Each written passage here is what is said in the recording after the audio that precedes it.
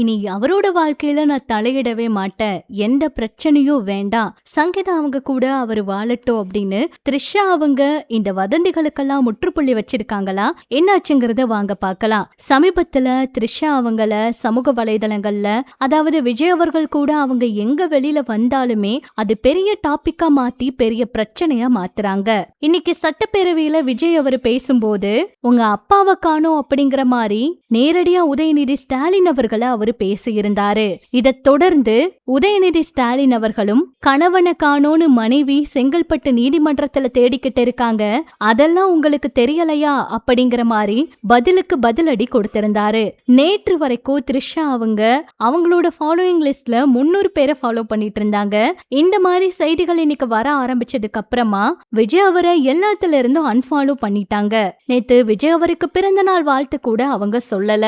இந்த மாதிரி ஒரு சிக்கலான விஷயத்துல அவங்கள தேவையில்லாம இழுத்து விடுறதுனாலையும், சங்கீதா அவங்க விவாகரத்தை தொடர்ந்து த்ரிஷா அவங்கள விஜய் அவர் திருமணம் பண்ணிக்க போறாரு அப்படிங்கிற செய்திகள்னாலையும் அவங்க ரொம்பவே உடைஞ்சு போய் இதனால ரொம்பவே மனசொடைஞ்சு இப்ப இந்த முடிவை எடுத்திருக்காங்களாம். சங்கீதா அவங்களும் விஜய் அவங்களும் சேர்ந்து வாழணும், நானும் விஜய் அவரும் ரொம்ப நல்ல நண்பர்கள் தான், ஆனா தேவையில்லாம இப்படி வதந்திகள் பரப்புறது ரொம்ப தப்புங்கிற மாதிரி ஒரு முடிவுல அவங்க இருக்காங்களாம். சங்கீதா அவங்க கூட விஜய் அவரை சேர்ந்து வாழ வைக்க அவங்களோட குடும்பமும் பல விஷயங்களை பேசிட்டு இருக்காங்களாம். 2 தரப்புல இருந்தும் பல முடிவுகள் எடுக்கப்பட்டதாகவும் சொல்றாங்க.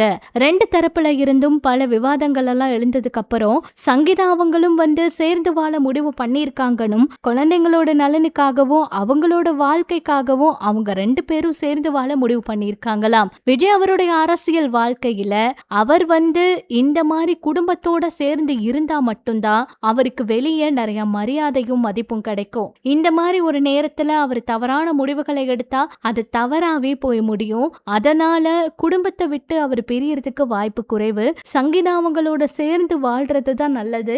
இவங்களுக்குள்ள என்ன பிரச்சனை இருந்தாலும் அது என்னதான் வெளியே அந்த அளவுக்கு பெருசா வந்திருந்தாலும் அதுக்கு முற்றுப்புள்ளி வச்சுட்டு இப்ப மறுபடியும் அவர் சம்மதம் தெரிவிச்சு சங்கீதா அவங்க கூட சேர்ந்து வாழ்றது தான் அவரோட அரசியல் வாழ்க்கைக்கும் சரியான ஒரு முடிவுன்னு சொல்றாங்க.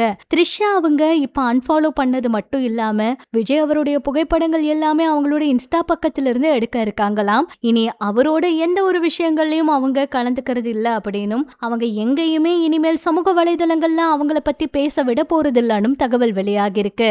சங்கீதா அவங்களோட வாழ்க்கை இனி சந்தோஷமா அமையட்டும், அவங்க 2 பேரும் சேர்ந்து வாழட்டும், நாங்க ரொம்ப நல்ல நட்போடு தான் இருக்கோங்கிறத அவங்க நிரூபிச்சுட்டு இருக்காங்க அப்படிங்கிற மாதிரியும் ரசிகர்கள் நிறைய கருத்துக்களை பதிவிட்டு இருக்காங்க. த்ரிஷா அவங்கள ட்ரோல் பண்ண எல்லாருக்குமே இது ஒரு சரியான பதிலடின்னு கூட சொல்லலாம். இது பற்றி உங்களோட கருத்துக்களை சொல்லுங்க.